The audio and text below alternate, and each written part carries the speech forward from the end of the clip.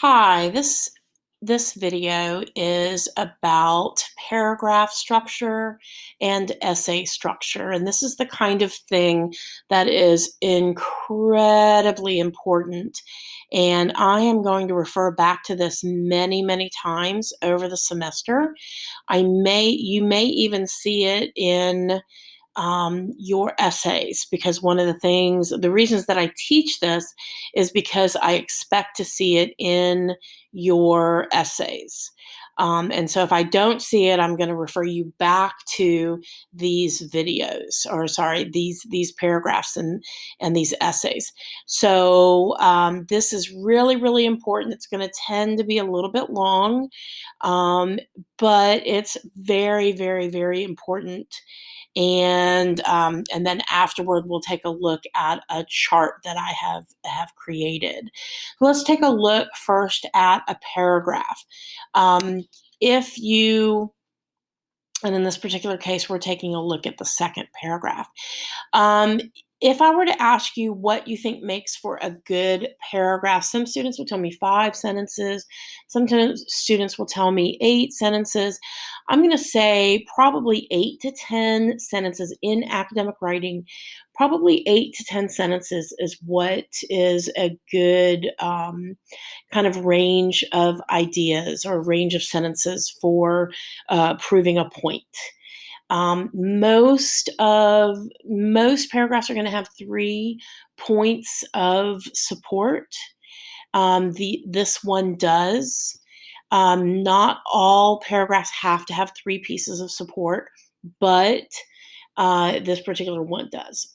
So you see a title here, My Job at an Apple Plant. I can't highlight this, so sorry about that. My job in an apple plant. And again, this is student writing, so it's not 100%. It's got issues, but for the most part, these are really, really good examples of a paragraph and then an essay. So working in an apple plant was the worst job I ever had. So I'm going to tell you, this is the topic sentence here. My job in an apple plant, that's not a complete thought. It is the topic, right? It's the job. The job is the topic of the paragraph. The topic sentence is that this job was the worst job ever. Okay. So if I say to you, what is the paragraph about? And you give me a couple of words, what you've done is you've given me the title. You didn't give me the complete idea. This complete idea is the topic sentence. And we do see this topic sentence in the first line or the first sentence. Your topic sentence does not have to be in the first sentence, but many times it will be. So working in an apple plant was the worst job I ever had. First of all, this is a transition. We'll talk about that next week. First of all, the work was physically hard. For 10 hours a night, I took cartons that rolled down a metal track and stacked them onto wooden stands in a tractor trailer.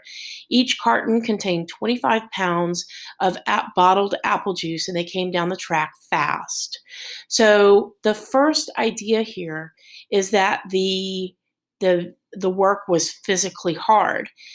Do you feel like this author gave enough information for you to agree that this was a physically demanding job?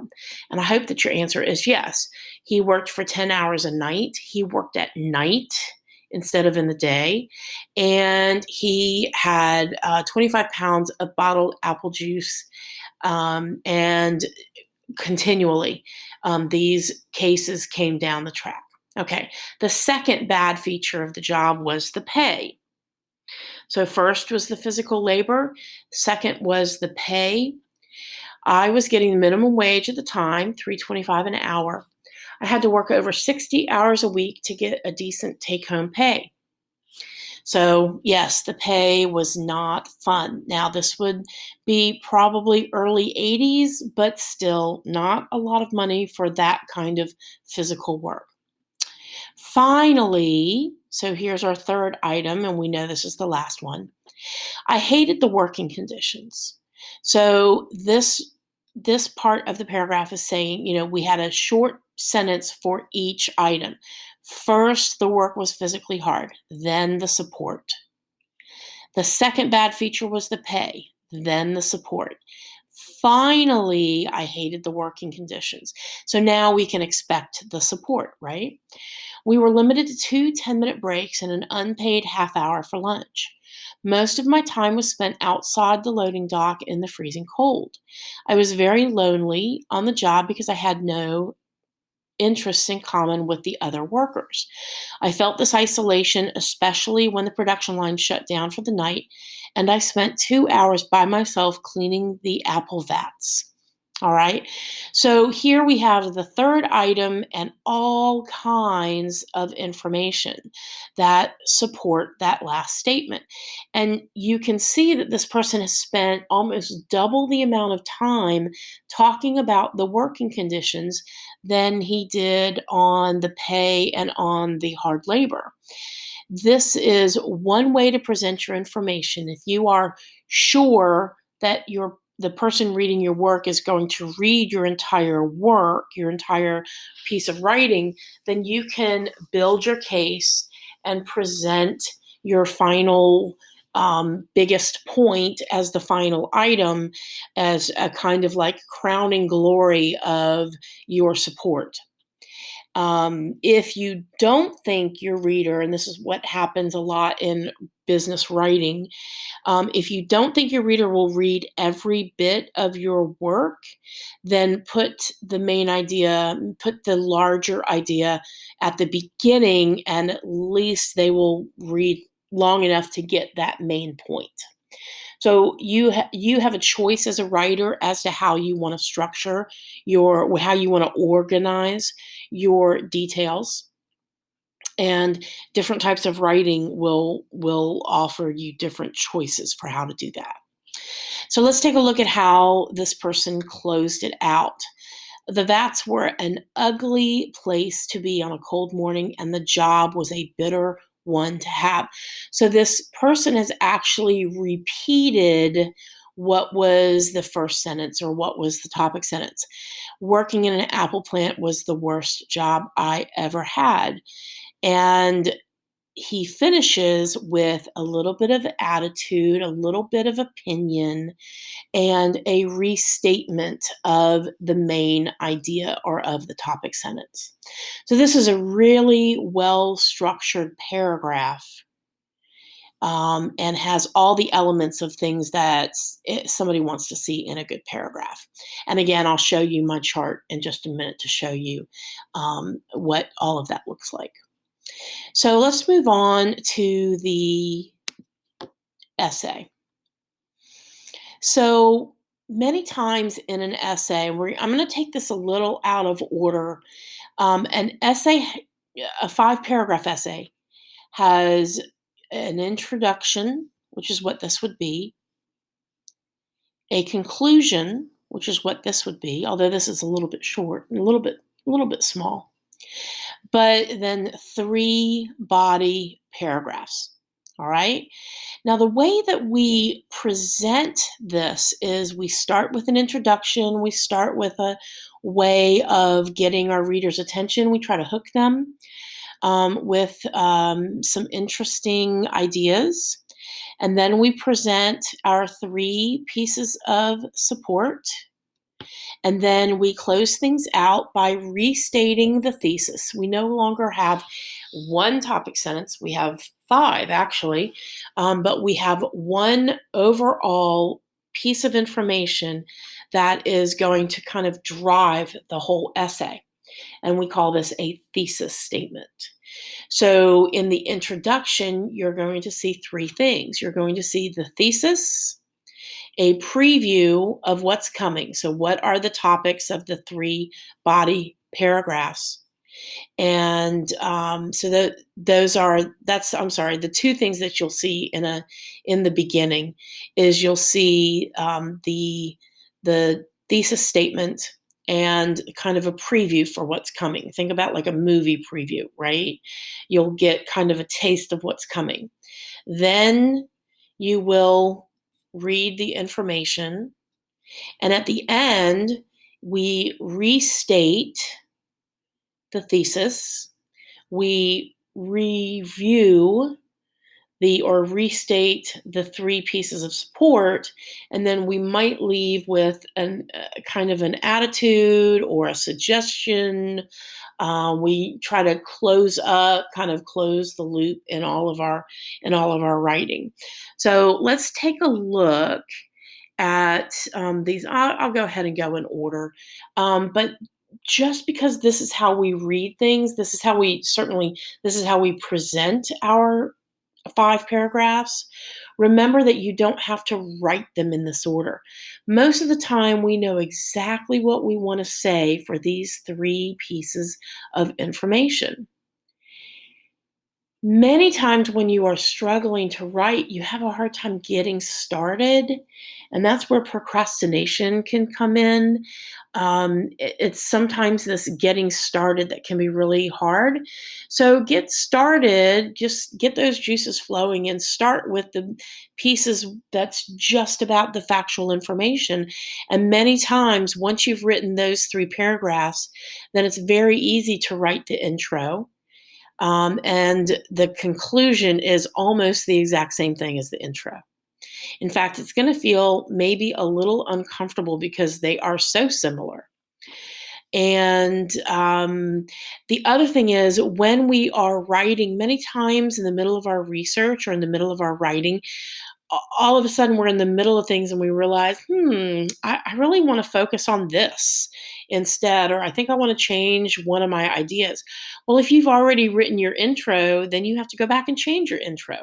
So if you write your body paragraphs first, then you won't have to rewrite your introduction. All right, so let's go ahead and read this. In the course of working my way through school, I have taken many jobs I would rather forget. I have spent 9 hours a day lifting heavy automobile and truck batteries off the end of an assembly belt. I have risked the loss of eyes and fingers working a punch press in a textile factory. I have served as a ward aide in a mental hospital helping care for brain damaged men who would break into violent fits at unexpected moments. But none of these, this is where we get our thesis statement. None of these jobs was as dreadful as my job in the Apple plant. So that's the thesis statement.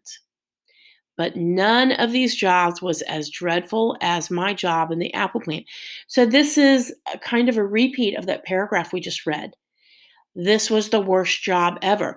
This man would rather work with brain damaged men in a mental hospital that can be violent than work at this Apple plant. I mean, that is a statement. I got to tell you, mental hospitals wig me out and violent men wig me out, and put the two together, and I am one wigged out English professor. All right. So when you tell me that you would rather work in this environment than work at that Apple plant, you have my attention. I am paying attention to you because I can't imagine anything worse than that mental hospital job. All right. And here, so we have the thesis, and remember, we said in the intro we're gonna have some kind of hook. We're going to have a thesis statement.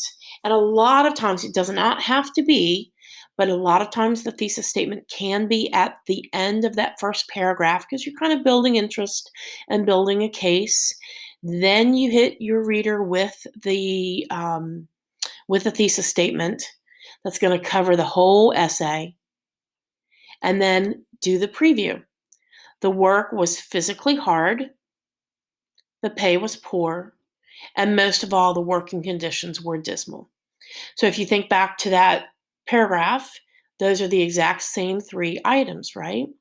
So let's look to see. So all he's done is he has expanded his idea for each one of these 3 items. And so he has changed his 2 or 3 sentences into a full-blown paragraph. And he's done that 3 different times, thus creating the same idea that this is the worst job he'd ever had. it, and he's taken it from a paragraph into an essay. So, first of all, the job made enormous demands on my strength and energy. You notice that he gave a preview, and then he's going to follow the preview in order. So, you want to keep your items in order. If you decide to change the order that you're going to present these three ideas in, just make sure you change it up here in the intro and change it down in the conclusion. So, first of all, the job made enormous demands on my strength and energy. For 10 hours a night, I took cartons that rolled down a metal track and stacked them onto wooden skids in a tractor trailer. Each carton contained 12 heavy cans or bottles of apple juice. A carton shot down the track every 15 seconds. I once figured out that I was lifting an average of 12 tons of apple juice every night. When a truck was almost filled, my partner or I'm the English teacher, I have to correct the grammar. My partner or I had to drag 14 bulky wooden skids into the empty trailer nearby and then set up added sections of the heavy metal track so that we could start routing cartons to the back of the empty van. While one of us did that, the other performed the stacking work of two men. And again, they're coming, those cases are coming down fast, right? So you can see here that where in the paragraph we had 2 or 3 sentences about this, now we have a full-blown paragraph, and he really did round out a lot of those details for us. I don't know that we have any more information than what we had, but we certainly have a much better picture because of the amount of details that we have. Okay. Now, if I asked you if we were together in class, I would say, okay, what's coming up next? And hopefully you would say the pay. That's the next thing. Now, what he's done here is, well, let's just get into it and I'll come back to it. I would not have minded the difficulty of the work so much if the pay had not been so poor. So that's the topic sentence of this paragraph. I was paid the minimum wage of the time, $2 an hour, plus the minimum of a nickel extra for working the night shift. So there's a little bit of discrepancy in the amount of pay. Again, this is English teacher reference material, so we're using information that's not quite synchronized, but that's okay. Because of the low salary, I felt compelled to get as much overtime pay as possible. Everything over 8 hours a night was time and a half, so I typically worked 12 hours a night.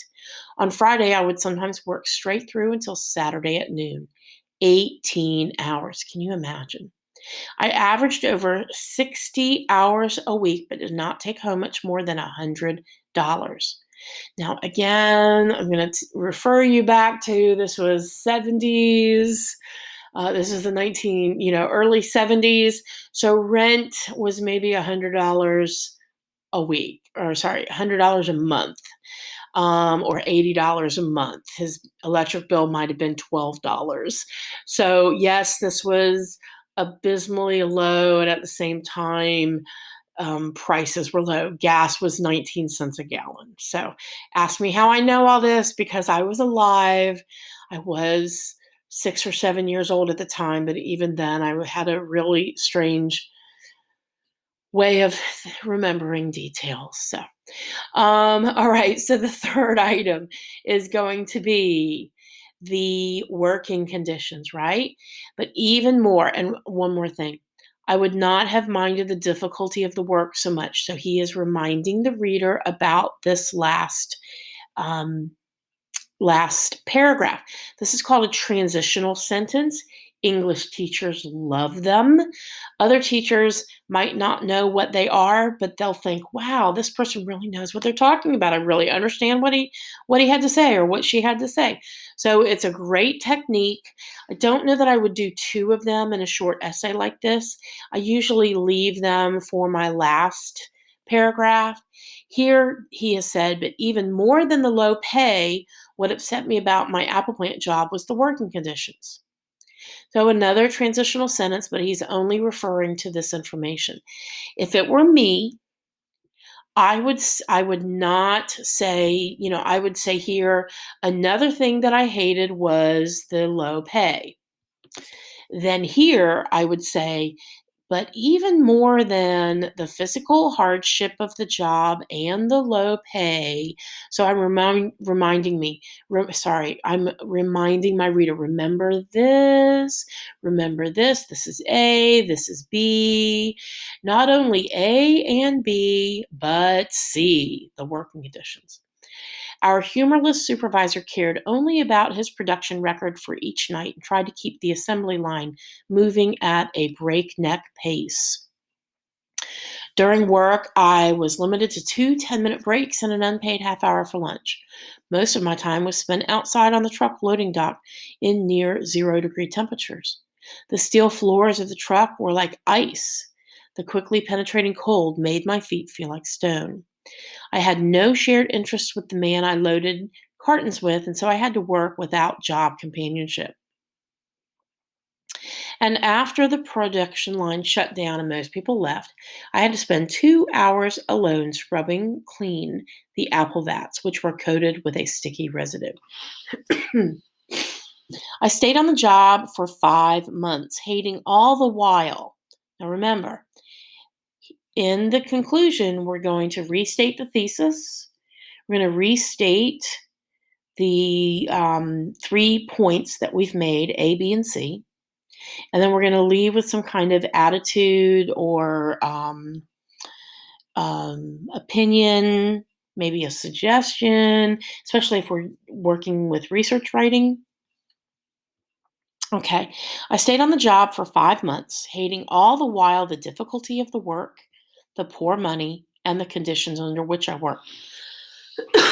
Excuse me. By the time I quit, I was determined never to do such degrading work again. That degrading is that same, like, it's like that word bitter, right? It's a very biased language, very harsh. And so he is definitely saying, thankfully he's talking about the job and not a person. He's not denigrating somebody else, but he is saying, not going to do that work again. So he has repeated his thesis, repeated A, B, and C, and has left with a bit of an attitude. So he has given all 3 pieces of what a conclusion should give us, although I would probably like it to be a little bit longer. That paragraph, concluding paragraphs can be a little bit on the short side, but they're still going to be longer than 2 sentences, which is what he has given us. All right. So the other thing that I have for you in this paragraph and essay structure, you have both the apple plant paragraph and the essay. And this is the kind of thing I would print out and keep with me at all times as a good way to remember these key things that should be in a paragraph or an essay. But what I've done for you is I've made a document. I've created a document that gives you exactly what what a paragraph should have, and then kind of shows you and relates what each piece, how to change from a sentence into an essay. So a paragraph is going to be 8 to 10 sentences. We're going to have an introduction, which is usually the topic sentence. It might be a question. It might be a shocking statistic. Again, we can use a hook at the beginning of our paragraph, and if it's only a paragraph, our hook's only going to be a sentence long or so. Maybe 2, but probably no more than that. So the topic sentence, remember, that is the topic, what you are writing about. In this case, we've been reading about the apple plant job. And then what are we saying about the apple plant job? That it was the worst job ever, right? So those 2 pieces of information together in a complete sentence is the topic sentence. The apple plant job was the worst job I've ever had. That would be the topic sentence. And then again, we're going to have 3 items of support. Now, sometimes you can have 2 items if they're really great. Sometimes you can have 1 item of support if it's a really, really fabulous piece of support, and you might tell a story to illustrate. That would work also. But in this case, we had 3 pieces of support. We had the physical hardship of the job, and he just said a couple of sentences about that, the low pay, and a couple of sentences, and he really spent much more time on the working conditions, right? And then there was a conclusion that ended with a restatement of the topic sentence, a reminder of what A, B, and C was, and then he left with some kind of really attitude or opinion. Okay? For an essay, each one of these elements is going to change from one sentence or so into a full blown paragraph. So the topic sentence, which really is sort of the intro to our paragraph, is going to become its own paragraph. So definitely we have room for a hook now that can be a little bit longer. We want to make sure we have our thesis statement. We want to preview whatever the support is that we are going to use in our writing, and then we're going to conclude it somehow. This is not, we don't always have to have a concluding sentence. As many times as you can get things in without it being um, without it getting to the point that it's boring, that's a good thing. All right. So now with the paragraph, we had 1 to 2 sentences about item A. In an essay, that item A is going to be our second paragraph, and it is going to be a full paragraph. So 8 to 10 sentences of that idea. And in that, we're going to have the same thing that this paragraph has. We're going to have a topic sentence.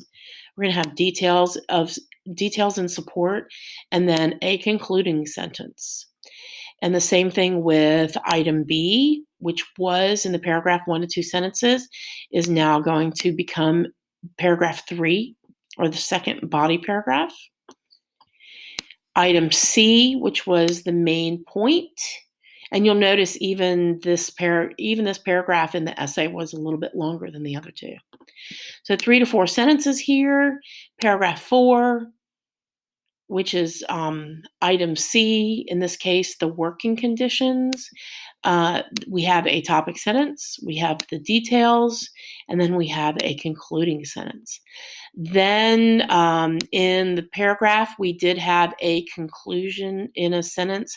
It was actually a couple of sentences combined, and it talked about the job was a bitter one to have, right? So we have that attitude, that opinion, and in an essay, that's going to become our fifth paragraph. So we're going to restate the thesis, we're going to restate A, B, and C, and then we're going to leave with some kind of opinion, suggestion, or attitude.